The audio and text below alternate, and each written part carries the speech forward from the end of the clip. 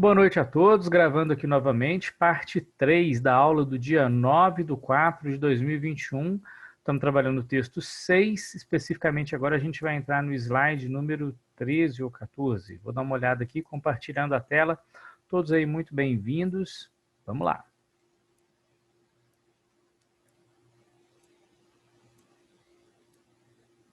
Beleza, terminamos o slide 13, então vamos começar agora com o 14. E vamos que vamos. Bom, contribuições de Spinoza para a psicologia. Vamos estar dando continuidade aqui ao tema, né?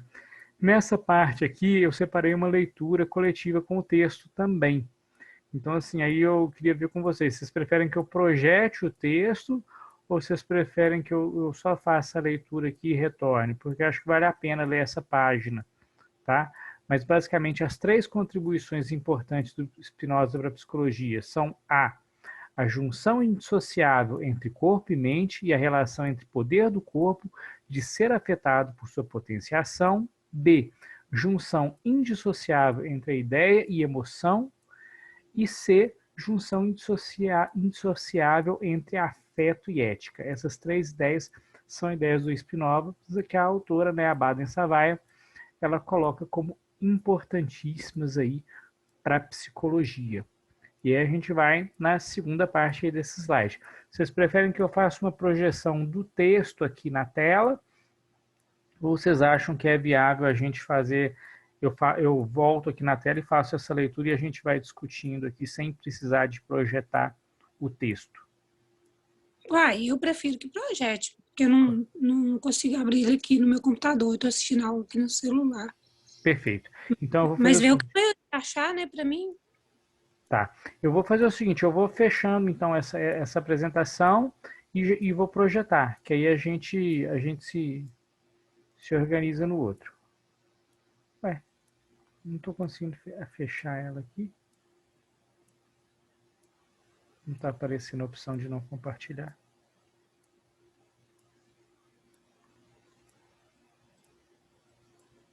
Ah, tá aqui, beleza. Bom, stop sharing. Então agora eu vou compartilhar o texto. Texto 6, está aqui, vai aparecer agora. Beleza, pessoal, texto 6, então, texto, né, da Bader-Burihan-Savaia, né, na página aqui 300 e pouquinho que a gente combinou de organizar, acho que 367. Exatamente, 367. Né? A gente já falou um pouquinho da questão do afeto, mas aí foi mais ou menos aqui na parte dos sentimentos, né? Então, nessa concepção de Savaia, tô aqui, viu? Nessa concepção de Savaia, os afetos não, do Spinoza, os afetos não são estados psicológicos ou construtos linguísticos, mas uma condição e fundamento do ser e existir, portanto, da ética. Cada um julga ou avalia segundo sua afeição. E qual é a coisa boa, e qual é a má, e qual é a melhor, e qual é a pior, né? Aqui estão as três contribuições que a gente já falou, né? A alegria, então, vai ser o sentimento que temos quando a nossa capacidade de existir aumenta. Tristeza, definida por Spinoza como resultado de uma afecção que diminui nossa capacidade de existir e nos tornamos passivos. A paixão triste é um complexo que reúne o infinito do desejo e o tormento da alma, a cupidez e a superstição, para quem qualquer tipo de felicidade é uma ofensa. Dentre as paixões tristes, ele destaca o medo e a esperança, e demonstra a importância delas à manutenção das ditaduras. O medo ensandece o homem e perdura, quando alimentado por outras paixões como ódio, cólera, humilhação, aversão à felicidade. Ele é uma tristeza instável, nascida da ideia de ocorrência de uma coisa futura, de cujo desenlace duvidamos, com relação ao nada pode-se fazer, então esperar que não aconteça. Por isso, o medo equivale à impotência da alma, que, dominada e submetida, imagina novos medos e nutre esperanças sem ultrapassá-los. Não há esperança sem medo ou medo sem esperança. Ambos se nutrem no tempo e são causas que originam e alimentam a superstição. a qual, segundo Spinoza, é a ignorância vestida de conhecimento, espalhando medo e loucura e servindo de sustentação de tiranias. Spinoza denuncia 3 personagens que sustentam a servidão: o homem das paixões tristes, o homem que explora essas paixões, que precisa delas para manter seu poder, e o homem que se entristece com elas. Enfim, o escravo, o tirano e o sacerdote, respectivamente. O tirano precisa da tristeza das almas para triunfar, do mesmo modo que as almas tristes precisam do tirano para se prover e propagar. E o que os une é o ódio e o ressentimento contra a vida. Daí sua recomendação de que não se atinja a democracia pelo terror. Rogério, por favor, querido. Só uma pergunta. Quando julga a estrutura do governo, julga-se um indivíduo ou julga-se uma ideia destruidora, opressora? Quer dizer, é uma mentalidade ou é um indivíduo? Desculpa interromper. Não, eu acho super pertinente, cara. Deveria julgar-se as ideias, mas o que a gente vê cada vez mais é um julgar do indivíduo em si. No que a gente tem visto, né, pelo menos das discussões que eu tenho participado, eu tenho visto cada vez mais o julgamento individual. Mas eu acho que o julgamento deveria ser de ideias, né? Porque assim a gente conseguiria realmente obter respostas e trabalhar em cima disso, né? Mas, Samuel, Pois quando não. essa fala dele aí, ele já está falando do indivíduo? Não, ele perguntou se quando tem um julgamento de governo, se o julgamento ele é feito por ideias ou pelo indivíduo que as representa, né?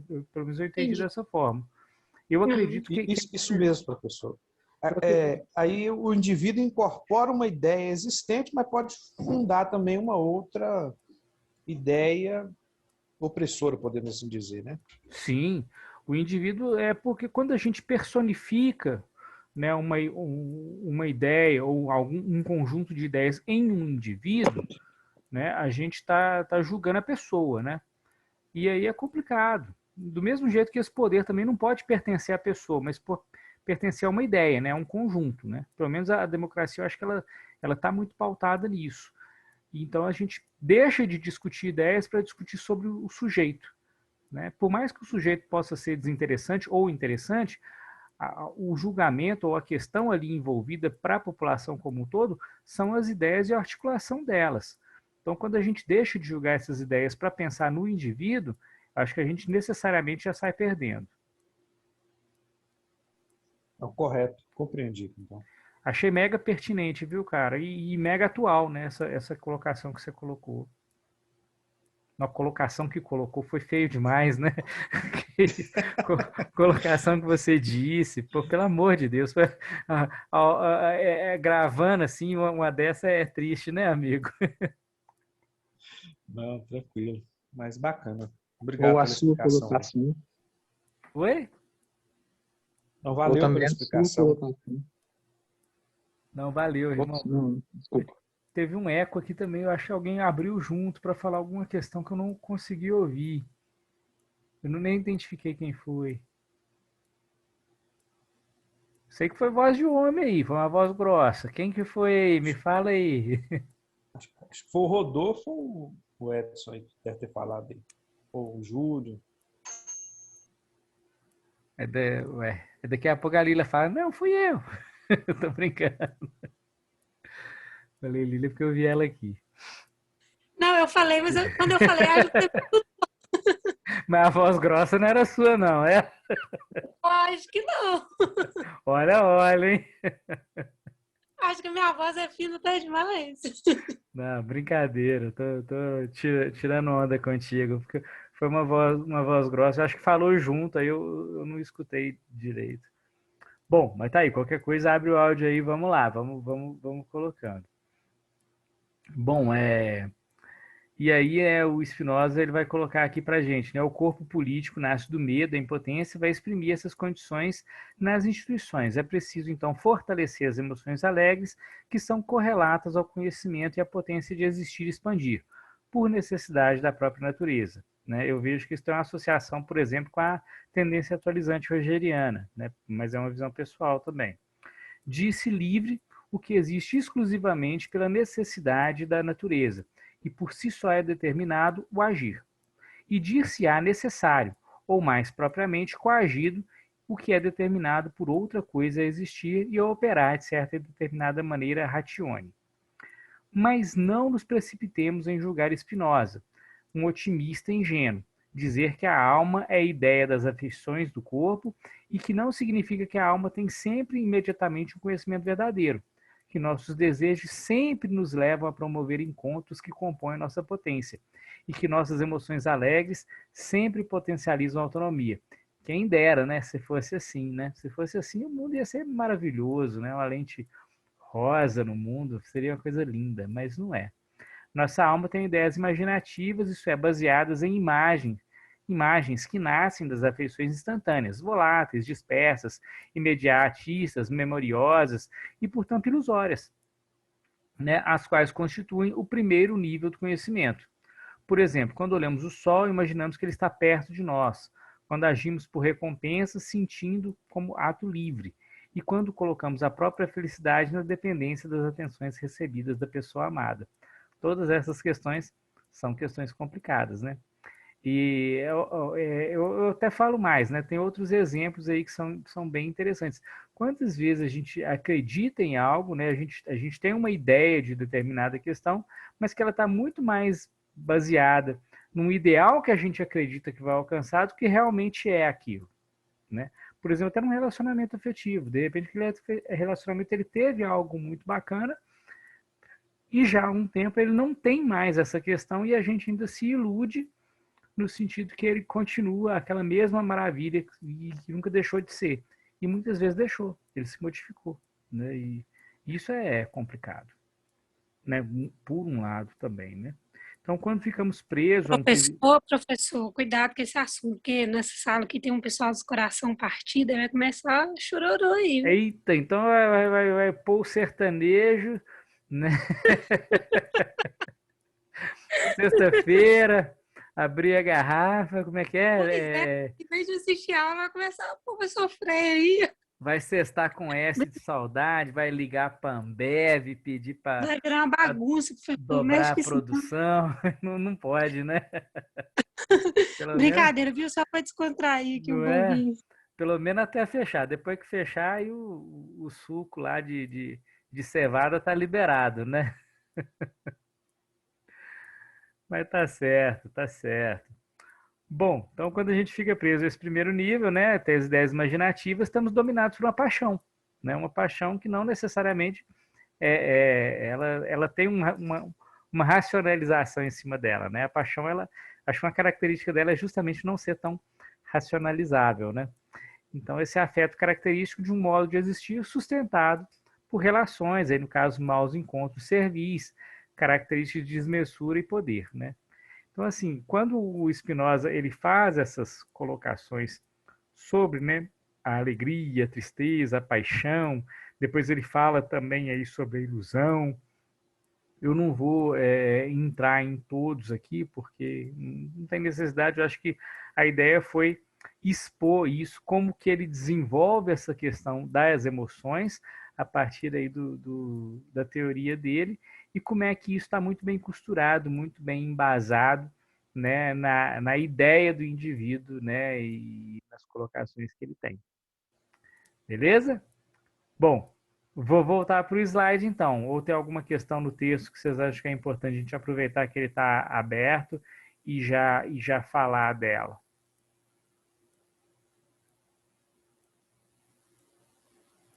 Não? Bom, então vou fazer o seguinte. Vou parar com a projeção e vou entrar agora com a projeção do slide de novo, tá bom? Voltando para o nosso slide, para a gente dar continuidade agora. Beleza, fizemos a leitura, então, da questão sobre os sentimentos na página 367, como a gente indicou aqui. E aí agora a gente vai reorganizando aqui as questões que o Spinoza deixou para a gente, mais um pouquinho dele. Ah, não, agora a gente vai para o Vygotsky, né? Vygotsky, então, de 1914 até 1934, ele inspirou-se na filosofia monista do Spinoza e na teoria dialético-materialista do Marx. E aí ela faz o encontro dos três, como ela propôs para a gente, né? A Baden-Savaia propôs para a gente logo no início do texto, para construir uma concepção de psiquismo como um sistema integrado de funções psicológicas, em que todas elas estão relacionadas, né, ao corpo biológico, mediadas pela cultura, pelo contexto social, sem uma hierarquia e sem uma relação causal.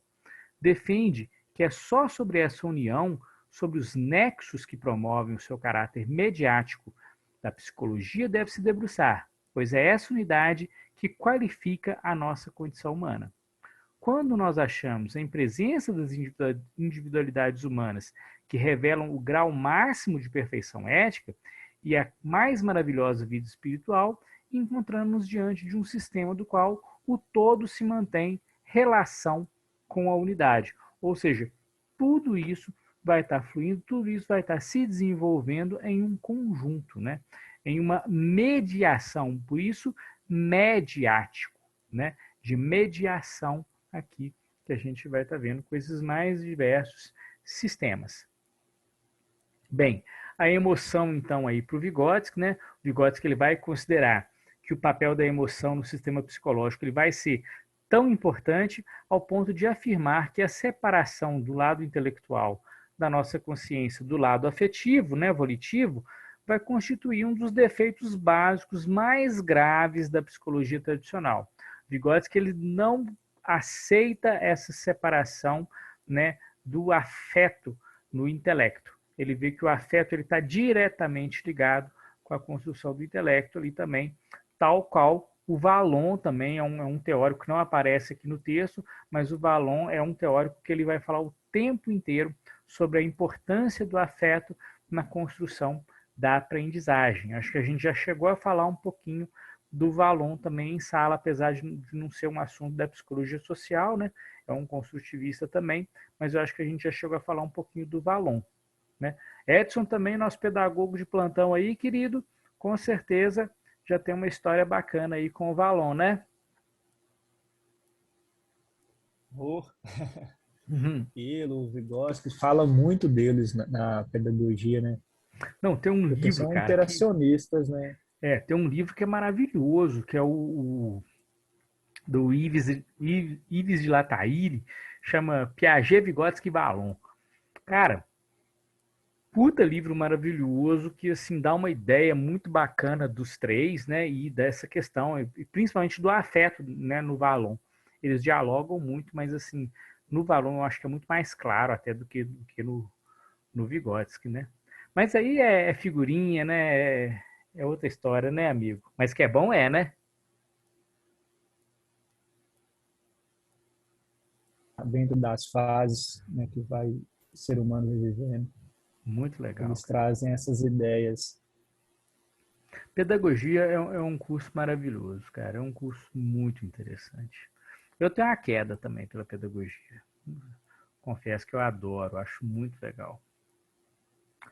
Bom, vamos lá então. São as emoções, né, em conjunto com o desejo e a necessidade, que constituem uma esfera do psiquismo bastante valorizada pelo Vygotsky, né? A da motivação é a base afetivo-volitiva da nossa consciência e pensamento. Portanto, contém o último porquê de nossas atividades e ideias, né? Dessa forma, então, continuando aqui com as emoções em Vygotsky, né? Imaginação, liberdade e a mediação pelas emoções, ela é característica muito colocada pelo Vygotsky, né? A arte, então, nesse sentido, vai ter um papel importantíssimo nessa praxis, né? Para Vygotsky, a psicologia não se limita ao psicológico, ela está além disso, mas abrange a totalidade de como as pessoas vivem suas vidas, o que indica seu desenvolvimento criativo, seu desenvolvimento emocional, seu desenvolvimento artístico, né, que vai precisar ser estimulado quando se deseja criar um novo homem, né, um novo ser humano aí nesse sentido. Então, assim, o Vygotsky, ele vai trabalhar muito essas questões da emoção, ele vai colocar isso como constituinte do sujeito, e aí ela termina aqui de justificar os 3 autores que ela falou logo no começo, né? E ela falou a questão das emoções, principalmente, né? A questão dos sentimentos voltados para a questão da desigualdade. E aí, nessa hora do texto, eu já confesso que eu estava mega ansioso, porque acabou que ela se estendeu um pouquinho para mais na discussão, né? Uma discussão muito, muito relevante, muito importante, mas eu já estava doido para ela falar da danada da desigualdade, que não aparecia de jeito nenhum ainda, né? Que ela falou no começo e eu já estava doido aqui querendo saber, mas aí ela vem e fala para a gente, né? E a desigualdade social? E eu já estava perguntando isso também, já estava, e aí, cadê a desigualdade? Vamos ver como é que a gente vai trabalhar com a desigualdade agora? Foi isso que foi realizado, então. Ela colocou, a desigualdade social ela vai se caracterizar por uma ameaça permanente à existência. Beleza, até aí estamos tranquilos. Ela cerceia a experiência, ela cerceia também, né, a mobilidade, a vontade e vai impor diferentes formas de humilhação, né?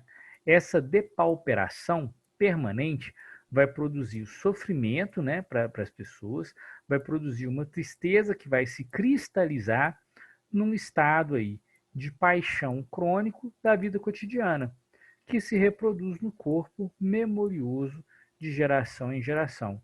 Ou seja, ela está vendo assim que tem uma continuidade dessa desigualdade, que ela vai se reproduzindo também, né, ameaçando aí a existência dos indivíduos.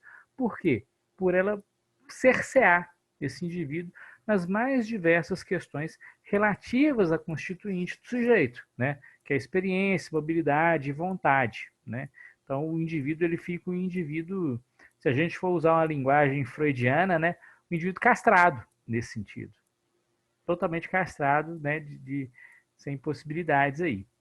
O bloqueio, então, do poder do corpo de afetar e ser afetado, rompendo com os nexos mente-corpo entre as funções psicológicas superiores e a sociedade, né, nesse sentido. Eu esqueci de colocar um fechamentozinho branco aqui, mas depois eu coloco. Depois ele vai falar do Deleuze Guattari aqui nesse texto. Bom, seguindo aí mais um pouquinho, né? É preciso lembrar o que, gente? Aí eu não resisti, vocês me desculpem, eu coloquei o Belchior, né? Que viver é melhor que sonhar, né? Mas viver é mais que sobreviver. O homem tem necessidade, sim, de pão, mas igualmente de bons encontros potenciadores de liberdade, felicidade, criação e fruição do belo. A transformação social não se dá pela derrubada do tirano. Ela requer ações diferentes, mas combinadas para combater as relações de servidão. E uma delas é sempre a mais urgente: agir no sofrimento ético-político. E aí eu não resisti, né? Eu coloquei essa imagem aí, né, do Belchior, né, cantando aí pra gente, né, viver é melhor que sonhar, né, outras dele que são bem interessantes, né, sempre desobedecer, né, e por aí vai, né, pessoas cinzas normais, amar e mudar as coisas me interessa mais, então assim foi a trilha sonora que eu me inspirei para estar construindo esse slide, para estar divertindo aí com essa forma de trabalhar com vocês hoje. Eu acho que tem que ter esse prazer também para trabalhar, né? Esse prazer nas discussões. Então, assim, eu quis ilustrar isso com algumas músicas, né, clássicas aí da nossa geração, da nossa MPB, do Belchior, né? Que eu acredito que ele entendeu muito bem o Spinoza, o Vygotsky, né, e essa questão da psicologia social. Pelo menos eu sempre penso muito nele quando eu estou estudando. Às vezes, inclusive, eu confesso que ele embala meus estudos, né? Eu deixo ele cantando um pouquinho enquanto eu estou me organizando para estudar. Mas é claro que o Belchior não escreveu o texto e tal, e aí foi uma questão bem pessoal, bem uma brincadeira, né, pessoal, que eu coloquei aqui no slide para divertir um pouquinho. Mas assim, eu acho que essa música dele especificamente, né?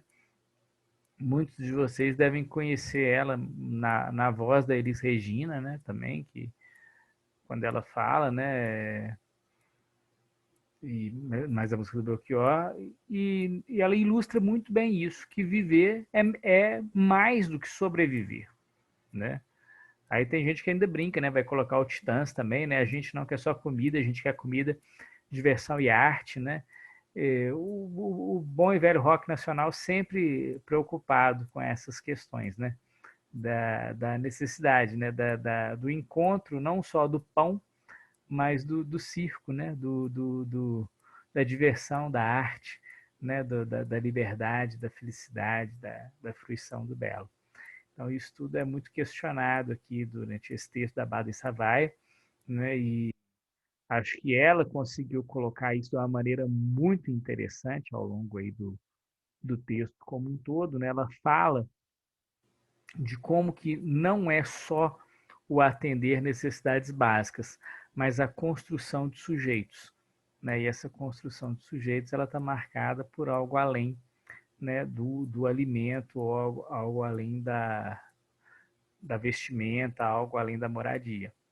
É algo que está pautado para o reconhecer-se como indivíduo, né?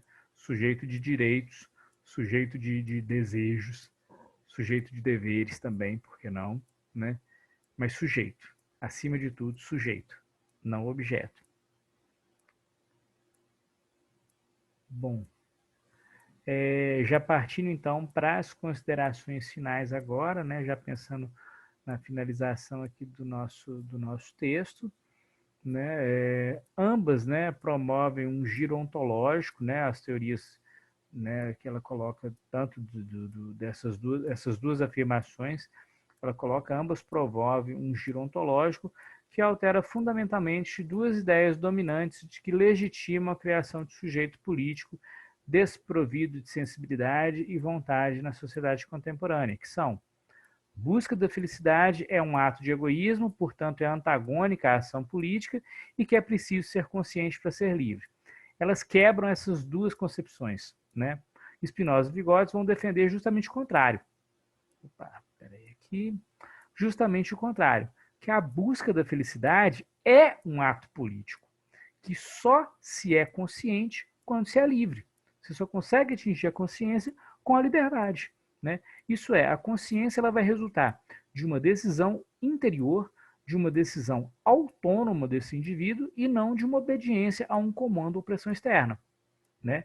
A liberdade de pensamento e de expressão e a busca da felicidade não são perigosas para a paz, para a segurança, né, do Estado, né? Ao contrário, são condições para a paz, são condições para a segurança, são condições para o Estado. Então, a liberdade dos indivíduos ela é necessária para essa manutenção, né? A liberdade de pensamento, a liberdade de expressão. Então, assim, é muito bacana essas considerações que a Baden Savaia faz no final do texto, e muito bonitas, inclusive, né? Porque ela coloca, né, que é importante, sim, buscar essa felicidade. E que essa busca de felicidade ela não é egoísmo, ela é um ato político, né? Ela é um ato necessário para o indivíduo, ela é um ato necessário de consciência e de liberdade, essa busca, né, por ser feliz. Achei muito, mas muito bonita essa parte, né? E para fechar também, né, agora para fechar de tudo mesmo, né, somente quando os limites impostos ao corpo forem sentidos como afetos tristes e sua expansão for sentida como alegria, somente quando a ignorância for experimentada como tristeza e pensar livre como alegria, das paixões passa-se a ação. Quer dizer, esse reconhecimento do sentir, esse reconhecimento do afeto, quando ele for realmente legitimado pelos indivíduos, é que a gente vai começar a desenvolver as ações.